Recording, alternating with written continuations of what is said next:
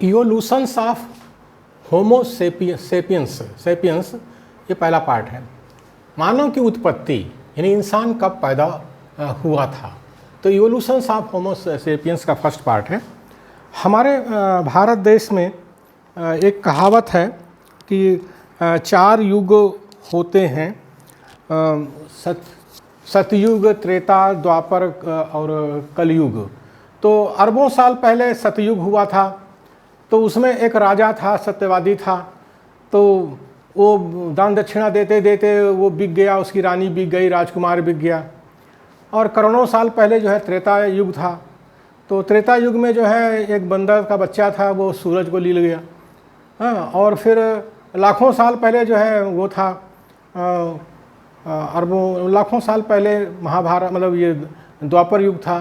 तो द्वापर में क्या हुआ कि एक मतलब माखन चोर था, साड़ी चोर था, जो लंबे लंबे उपदेश देता था। और उसके बाद फिर कलयुग लगा है। तो अब कलयुग में क्या हो रहा है? कलयुग में देखिए, recent findings in Africa indicate the presence of homo sapiens perhaps 1,60,000 years ago 1,60,000 years ago. तो वर्तमान खोजों से पता चलता है कि मानव की उत्पत्ति अफ्रीका में 1,60,000 वर्ष पूर्व हुई। यानी जो मानव की उत्पत्ति हुई वो कलयुग में हुई है। अब पता नहीं सतयुग, त्रेता, द्वापर में कौन लोग थे, अब कौन क्या जाने। अब लेकिन भारत देश में अशिक्षा है, अज्ञान है, चर्चाएं चलती रहती हैं, लोग करते रहते हैं।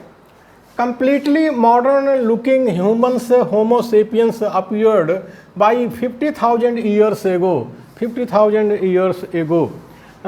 वर्तमान मानव जिस शकल सूरत में दिखाई पड़ता है, आज जो हम मानव देखते हैं, जिस शकल सूरत में दिखाई पड़ता है, उसकी उत्पत्ति 50,000 वर्ष पूर्व हुई। 50,000 वर्ष पूर्व हुई। मतलब जो आज मानव दिखाई देता है ये कलयुग की उपज है। ये अरबों साल पहले और लाखों साल करोड़ों साल पहले, लाखों साल पहले सतयुग, त्रेता, द्वापर में किस तरह का रहा होगा मानव, वो कल्पना की चीज़ है। आज जो मानव है वो 50,000 वर्ष पूर्व है, ऐसा जो एंथ्रोपोलॉजिस्ट हैं, ये टॉपिक भी एंथ्रोपोलॉजी से लिया गया है। तो एंथ्रोपोलॉजिस्ट जो हैं, साइंटिस्ट हैं, वो बोल रहे हैं कि वर्तमान मानव जिस शकल सूरत में दिखाई पड़ता है उसकी उत्पत्ति 50,000 वर्ष पूर्व हुई थी। इसका मतलब कलयुग में यह सब हो रहा है। We see the first clear evidence of a change ever to food production, the cultivation and domestication of plants and animals in the near fourth about 8,000 BC 8,000 BC।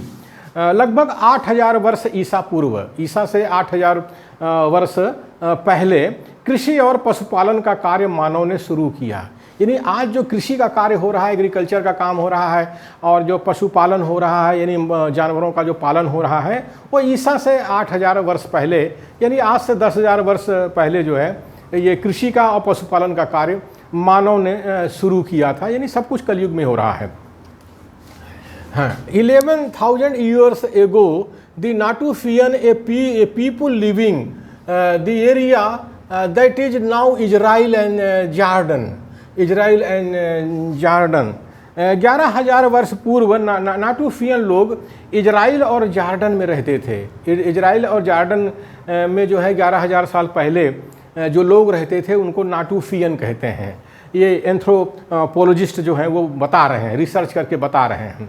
हाँ, आगे है साथियों, the Natufians are the earliest epipaleolithic people know to have stored surplus crops.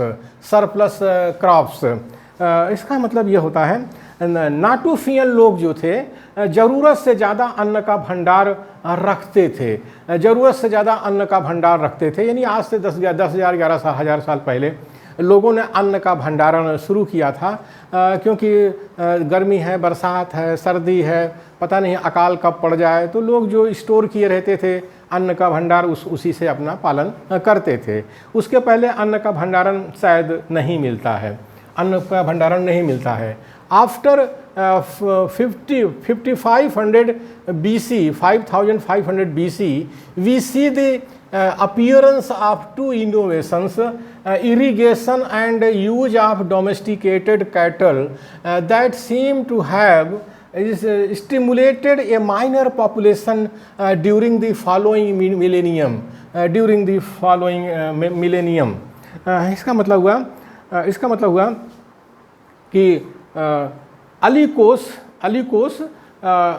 अलीकोस दक्षिण पश्चिम Iran में, अलीकोस एक जगह है दक्षिण पश्चिम ईरान में, 5500 ईसा पूर्व में सिंचाई एवं पशुधन के विकास से जनसंख्या में वृद्धि दिखाई देती है।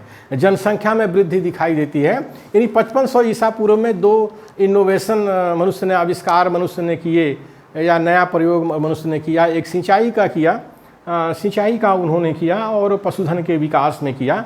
तो उससे क्या हुआ कि जनसंख्या में वृद्धि होती है, ज़्यादा तेज़ी से जनसंख्या बढ़ती है, लोगों के अंदर शायद कुछ खुशहाली आई तो जनसंख्या भी बढ़ी। उसी तरह से आगे साथियों, Catal Huyuk Turkey, they contain many large bull murals and clay bull figurines and have full sized clay heads of cattle on the walls.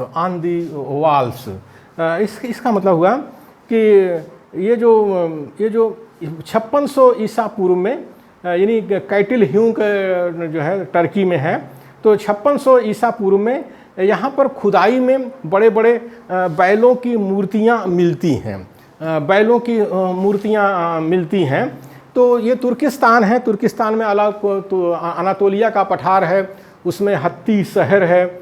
वहाँ पर जो खुदाई हुई तो आज भारत के अंदर जितने देव देवी हैं सब वहीं मिले, यानी त्रिशूलधारी, परशुधारी, सिंहवाहिनी, जितने देव देवी हैं सब वहीं मिले। तो वहीं पर जो है ये तुर्किस्तान में जो खुदाई हुई जो है, तो वहाँ पर जो है बड़े बड़े बैलों की मूर्तियाँ मिलती हैं।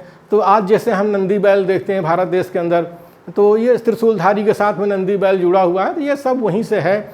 आर्य लोग उधर से आए, तुर्किस्तान से जब आए भारत देश के अंदर, तो ये सारी चीज़ें ले आए, गाय ले आए, बैल ले आए हमारे भारत देश में। यानी जो कुछ हो रहा है ये इसी कलयुग में हो रहा है। वो सतयुग, त्रेता, द्वापर में जो भी बातें आती हैं, लोग कहते हैं, सुनते हैं, सब कल्पना की चीज़ें हैं, कहानी हैं, किस्सा हैं। तो उस पर नहीं जाना चाहिए। अब चूँकि अशिक्षा है, अज्ञान है हमारे भारत देश में, तो लोग चर्चा ऐसे करते रहते हैं।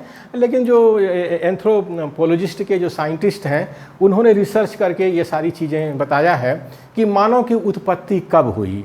आज जो मानव हम देखते हैं ये 50,000 साल पहले मानव इस रूप में आया, उसके पहले किस रूप में था। एंथ्रोपोलॉजिस्ट लोग लिखते हैं कि ज़्यादातर वो जो बंदर लोग हैं उसी जैसे मनुष्य का भी रहन सहन था। धीरे धीरे मनुष्य का विकास हुआ तो 50,000 साल पहले, यानी इसी कलयुग में मानव जो है इस रूप में आया।